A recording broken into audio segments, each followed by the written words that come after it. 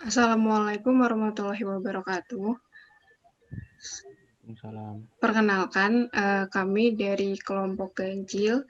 Saya Nia Ayunin, NIM 122170031. Saya Ruditi Anggit Prananto, NIM 122170027. Saya Dinda Sukartinasih, NIM 122170020. Di sini kami akan menjelaskan mengenai paper yang berjudul Green Procurement, Stakeholder Satisfaction, and Operational Performance yang ditulis oleh Huasong Kakang Yu dan Sung Bong Zhang. Langsung saja kita jelaskan mengenai papernya. Dalam paper Green Procurement, Stakeholder Satisfaction and Operational Performance, sebagai pengantar dijelaskan bahwa untuk mengurangi pencemaran lingkungan, pengadaan ramah lingkungan merupakan proses penting untuk pengelolaan atas rantai pasokan ramah lingkungan. Pengadaan ramah lingkungan didefinisikan sebagai rangkaian kegiatan dengan kebutuhan lingkungan untuk memastikan bahwa produk atau bahan mentah yang dibeli tidak akan berdampak negatif pada lingkungan, seperti pengurangan limbah sumber daya, siklus pemanfaatan sumber daya, daur ulang sumber daya, penggantian bahan baku, dan sebagainya. Berdasarkan NRBV, studi ini memberikan studi terbaru tentang pengadaan hijau dengan konten tambahan dalam 3 cara. Yang pertama, menggunakan analisis hiji, yaitu dengan membedakan 2 dimensi dari pengadaan ramah lingkungan dengan menggunakan kemampuan dinamis untuk mengintegrasikan, membangun, dan mengkonfigurasi ulang kompetensi internal dan eksternal. Yang kedua, memperhitungkan tidak hanya kinerja umum, tetapi juga hasil kinerja spesifik dari pengadaan hijau dan berpendapat bahwa efisiensi operasional sebagai tingkat penggunaan sumber daya memediasi efek pengadaan hijau terhadap kinerja perusahaan. Yang ketiga, yaitu memasukkan faktor kontingen berdasarkan teori pemangku kepentingan. Dalam studi ini, seluruh kerangka teoritis diuji dengan data sekunder di Cina. Keduanya menawarkan sumber daya eksternal untuk memfasilitasi atau menghalangi efek pengadaan hijau. Dan berdasarkan pandangan basis sumber daya alam NRBV, tujuan dari makalah ini adalah untuk mengklarifikasi dimensi pengadaan hijau dan mekanisme yang terlibat dalam hubungan antara pengadaan hijau dan kinerja perusahaan. Saya Dinda akan melanjutkan presentasi dari rekan saya di sini, di mana RBV atau Resource Based View merupakan acuan yang digunakan untuk menghubungkan antara manajemen rantai pasok dengan kinerja operasional perusahaan. Sedangkan NRBV atau Natural Resource Based View merupakan pengembangan dari RBV itu sendiri. Namun di sini NRBV lebih fokus pada kapabilitas yang memfasilitasi aktivitas lingkungan secara berkelanjutan. Menurut NRBV, pengadaan hijau merupakan salah satu bentuk hubungan antara organisasi perusahaan dengan lingkungan alam guna mengantisipasi dampak negatif adanya perubahan lingkungan, dimulai dari green design atau desain hijau untuk merencanakan pengadaan kepada pemasok, kemudian dilanjutkan dengan produksi hijau dan diakhiri dengan distribusi hijau. Kemudian selanjutnya di sini ada hipotesis, di mana banyak hasil penelitian yang sudah dilakukan sebelumnya itu menunjukkan bahwa pengadaan hijau tidak hanya dapat meningkatkan kinerja lingkungan saja, tetapi juga dapat meningkatkan kinerja dari perusahaan itu sendiri.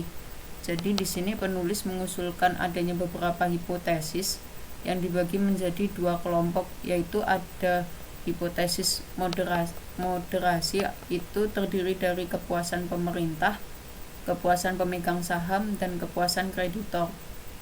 Kemudian ada hipotesis yang berhubungan langsung dengan kepuasan pelanggan dan kepuasan pemasok.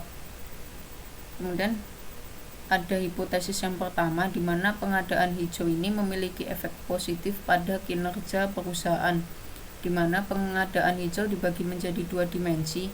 Yang pertama ada pengadaan hijau berbasis produk dan pengadaan hijau berbasis proses, di mana keduanya ini memiliki tujuan yang sama akhirnya untuk mengefisiensikan operasional bisnis sehingga dapat meningkatkan performa dari perusahaan itu sendiri. Kemudian ada hipotesis 1A di sini, yang berarti pengadaan hijau berkaitan dengan pengolahan proses pasokan hijau seperti mengevaluasi pemasok, kemudian memberikan kemampuan untuk mengelola lingkungan, di mana memproduksi dengan cara memproduksi produk yang pro dengan lingkungan dan sebagainya, itu untuk memberikan kepuasan kepada konsumen yang membeli produk dari perusahaan itu sendiri. Kemudian yang kedua ada hipotesis 1B, di mana pengadaan ramah lingkungan berbasis proses ini memiliki efek positif pada perusahaan, yaitu dapat meningkatkan pemanfaatan sumber daya sehingga biaya operasional ini menjadi berkurang dan dapat meningkatkan efisiensi dari operasional. Kemudian ada hipotesis yang kedua ada di sini, itu efisiensi operasional ini memediasi efek pengadaan hijau pada kinerja perusahaan, di mana pengadaan yang ramah lingkungan atau pengadaan hijau ini berbasis produk yang berfokus pada pengurangan biaya produksi ramah lingkungan selama proses produksi itu berlangsung. Kemudian ada hipotesis 3A, yaitu di sini merupakan kepuasan pemasok ini secara positif akan memoderasi efek pengadaan hijau berbasis produk guna meningkatkan efisiensi dari operasional perusahaan itu. Kemudian ada hipotesis 3B, yaitu kepuasan pemasok ini secara negatif akan memoderasi efek pengadaan hijau berbasis proses, tentang meningkatkan efisiensi operasional perusahaan, di mana perusahaan juga harus mempertimbangkan permintaan dari hilir saat akan memasok barang, karena kesalahan dalam memasok barang itu dapat membuat pelanggan tidak loyal pada perusahaan itu dan cenderung akan cepat menghilang, dengan tujuan untuk membuat si perusahaan ini mengubah perilakunya yang salah tadinya. Kemudian ada hipotesis 3C, yaitu kepuasan pelanggan secara positif memoderasi efek pengadaan hijau berbasis produk untuk mengefisiensikan operasional. Kemudian ada hipotesis 3D, di mana kepuasan pelanggan ini secara negatif memoderasi efek pengadaan hijau berbasis proses untuk mengefisiensikan operasional. Jadi selama proses penerapan pengadaan hijau, perusahaan ini harus mengenali efek-efek yang akan terjadi dari misal adanya permintaan heterogen dari para stakeholder terhadap pengadaan hijau yang akan dilakukan. Kemudian ada hipotesis 4A, di mana kepuasan pemegang saham secara positif akan memoderasi efek pengadaan hijau berbasis produk guna meningkatkan kinerja dari si perusahaan. Kemudian ada hipotesis 4B, di mana kepuasan pemegang saham ini secara negatif akan memoderasi efek pengadaan hijau berbasis proses atas guna meningkatkan kinerja dari perusahaan. Kemudian ada hipotesis 4C, di mana kepuasan kreditur ini secara positif akan memoderasi efek pengadaan hijau berbasis produk guna meningkatkan kinerja dari perusahaan. Kemudian ada hipotesis 4D, yaitu kepuasan kreditur ini secara positif akan memoderasi efek pengadaan hijau berbasis proses guna meningkatkan dari kinerja perusahaan, di mana dari pengadaan hijau berbasis produk dan pengadaan hijau berbasis proses ini sama-sama memiliki tujuan untuk meningkatkan dari efisiensi dari si operasional perusahaan. Namun mempertimbangkan dari beberapa faktor, yaitu ada kepuasan pelanggan, ada kepuasan dari si pemasok, kepuasan stakeholder, kepuasan pemerintah, dan kepuasan dari si kreditur itu sendiri. Kemudian efek positif dari pengadaan hijau ini, yang pertama dapat menjamin bahan baku yang dibeli dari pemasok ini sudah memenuhi standar ramah lingkungan, hemat energi, dan dapat didaur ulang dan digunakan kembali, sehingga dapat memberikan kepuasan kepada pelanggan dan dapat meminimalkan biaya untuk pengadaan bahan bakunya. Kemudian yang selanjutnya ada memberikan kepuasan kepada pelanggan, kepada pemasok, kepada pemegang saham, kepada pemerintah, dan kepada kreditur.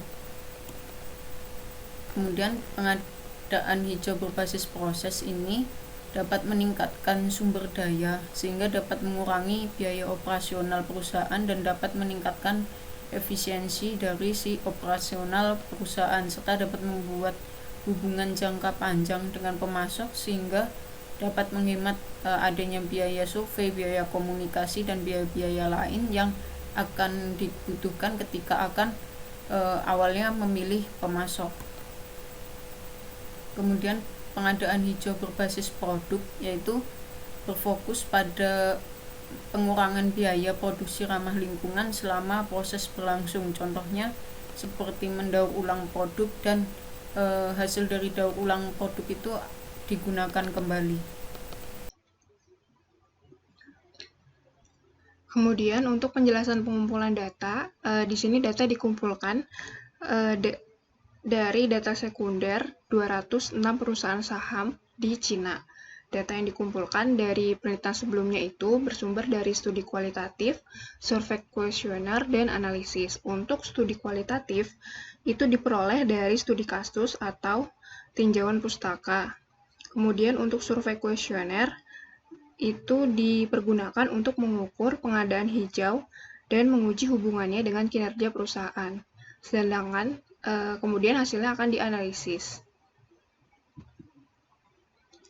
Nah, untuk pengukuran sendiri di sini ada 5 item yang menjadi fokus, yaitu yang pertama pengadaan hijau, yang kedua performansi perusahaan, yang ketiga efisiensi operasional, yang keempat kepuasan stakeholder, dan yang kelima variabel kontrol. Untuk penjelasan pengadaan hijaunya, di sini pengadaan hijau dibagi menjadi 2 dimensi, yaitu pada pengadaan hijau berbasis produk dan pengadaan hijau berbasis proses. Untuk yang berbasis produk, memiliki 3 item fokus, yaitu variabel kreditor, pemasok kemasan berbahan ramah lingkungan, dan keseluruhan proses pengendalian produk. Untuk variabel kreditor itu bisa dilihat di paper pada tabel 2. Kemudian untuk pengadaan hijau berbasis proses akan mengadopsi langkah-langkah yang dikembangkan oleh Bowen. Dan 4 item tambahan yaitu promosi konsep hijau, evaluasi lingkungan dari pemasok, implementasi pelatihan hijau untuk pemasok,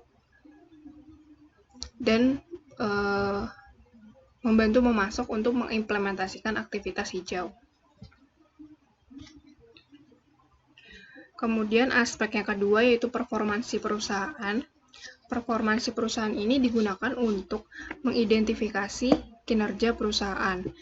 Apakah si perusahaan ini telah menerapkan kinerja supply chain management atau belum. Untuk efisiensi operasional digunakan sebagai perbandingan antara input dan output. Input sendiri ini berupa biaya dan outputnya itu pendapatan. Kemudian untuk kepuasan stakeholder, di sini ada 5 pengukuran. Yang pertama pengukuran kepuasan supplier atau pemasok pada turnover pembayaran. Ini menyangkut omset dan hutang dagang. Kemudian kepuasan pelanggan pada turnover persediaan, menyangkut persediaan perusahaan dengan pelanggan, yaitu bisa terjadi komunikasi yang sering jika perusahaan melakukan persediaan terus-menerus kepada si pelanggannya. Kemudian yang ketiga, kepuasan pemerintah pada pajak aset. Ini itu dijelaskan hubungan dalam kontribusi ekonomi perusahaan terhadap pemerintah melalui pajak. Kemudian kepuasan pemegang saham pada laba per saham. Ini diketahui pemegang saham akan lebih puas jika laba per sahamnya itu tinggi. Kemudian kepuasan kreditur pada rasio aset liabilitas ini diketahui dengan resiko kreditor akan mengalami keuntungan jika resiko rasio aset liabilitasnya itu tinggi.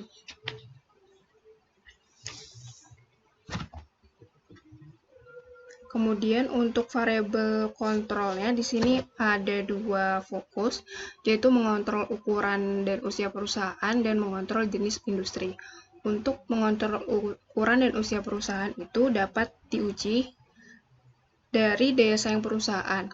Sedangkan dalam pengontrolan jenis industri itu dilihat apakah perusahaan tersebut termasuk perusahaan milik pemerintah atau BUMN atau non-pemerintah.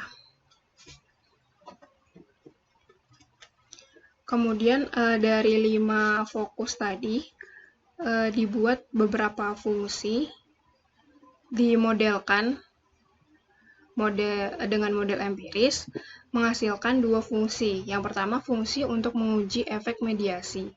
Di sini ada 3 langkah, yaitu yang pertama analisis regresi variabel independen pada variabel dependen untuk fungsi 1 dan fungsi 2.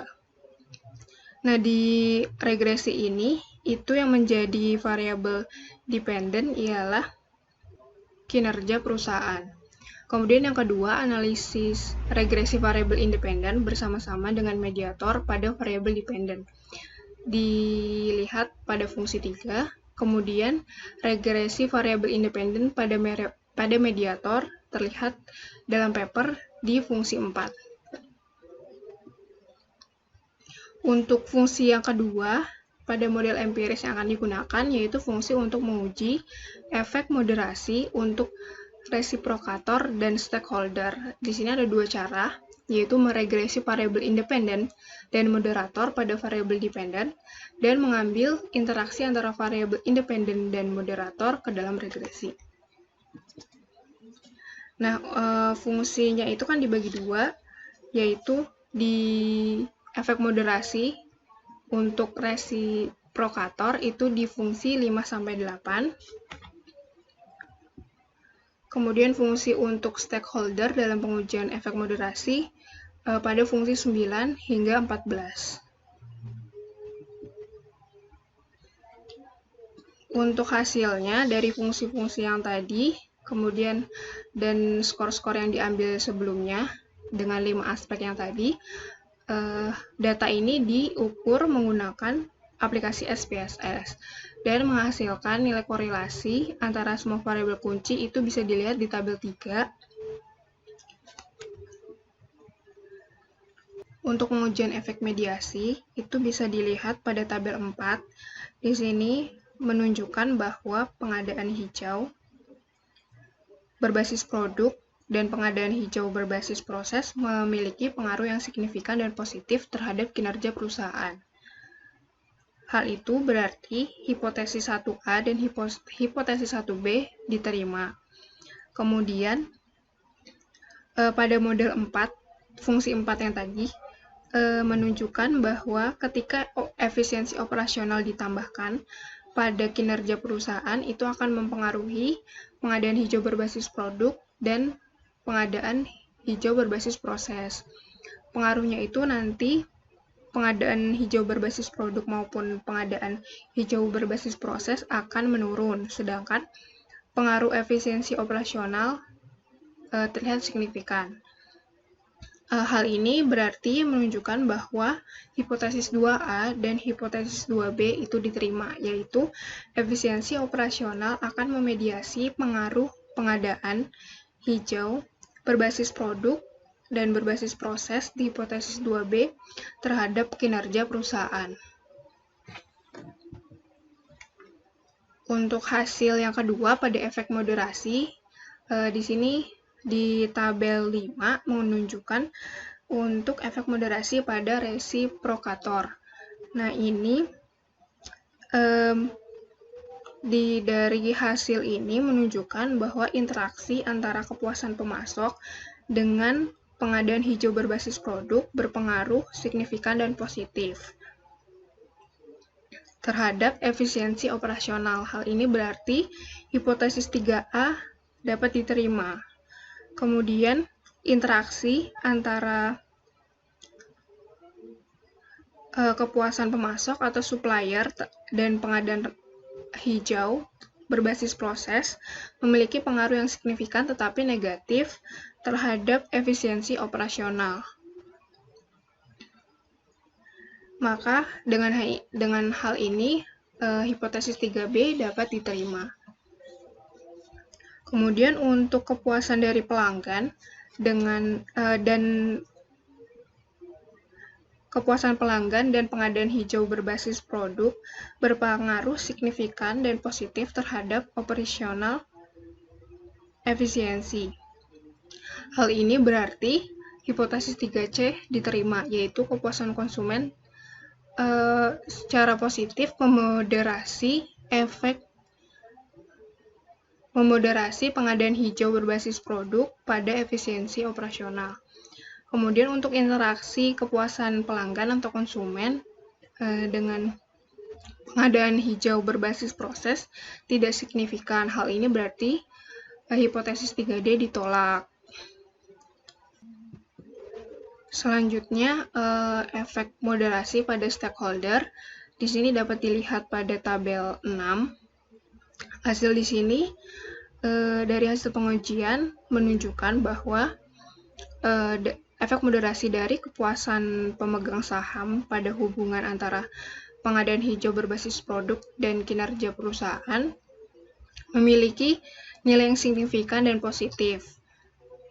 Sedangkan efek moderasi dari kepuasan pemegang saham pada hubungan antara pengadaan hijau berbasis proses dan kinerja perusahaan memiliki nilai signifikan dan negatif. Hal ini berarti hipotesis 4A dan 4B diterima. Kemudian tadi interaksi antara pemegang saham, kemudian ditinjau dari interaksi kepuasan kreditur dan pengadaan hijau berbasis produk, dan kepuasan kreditur dengan pengadaan hijau berbasis proses memiliki nilai yang signifikan dan positif. Hal ini berarti hipotesis 4C dan 4D diterima.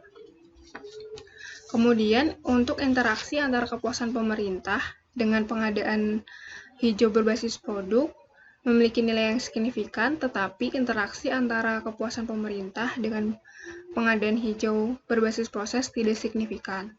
Berarti hal ini menunjukkan bahwa hipotesis 4E diterima, tetapi hipotesis 4F ditolak. Berdasarkan penjelasan di atas, bahwa studi ini membangun kerangka teoritis untuk memperjelas mekanisme yang mendasari hubungan antara pengadaan hijau dan kinerja perusahaan. Dari data sekunder 206 perusahaan di Cina telah digunakan dalam studi ini untuk memeriksa dua jenis strategi. Yang pertama, pengadaan ramah lingkungan berbasis produk dan pengadaan ramah lingkungan berbasis proses. Kedua, dia menguji pengaruh terhadap efisiensi operasional dan kinerja perusahaan. Ini juga mengambil kepuasan pemangku kepentingan sebagai faktor kontingen penting dalam hubungan ini dan melakukan pengujian untuk efek moderasi dari kedua timbal balik dan pemangku kepentingan terkait diri sendiri. Implikasi teoris dan manajerial berikut telah dilakukan oleh temuan dari perusahaan. Implikasi teoritis. Studi ini telah menyelidiki peran khusus yang dimainkan oleh pengadaan hijau berbasis produk dan berbasis proses. Untuk pengadaan ramah lingkungan berbasis produk, menekankan pada sumber bahan yang digunakan kembali dan ramah lingkungan. Dan untuk pengadaan ramah lingkungan berbasis proses, berfokus pada peningkatan jangka panjang dan optimalisasi sistem yang menuntut upaya keras dari koordinasi dan manajemen eksternal. Ini juga memperhitungkan hasil kerja keuangan dan operasional pengadaan hijau, dan juga mendukung efek mediasi dari efisiensi operasional pada hubungan antara dua dimensi pengadaan hijau dan kinerja perusahaan.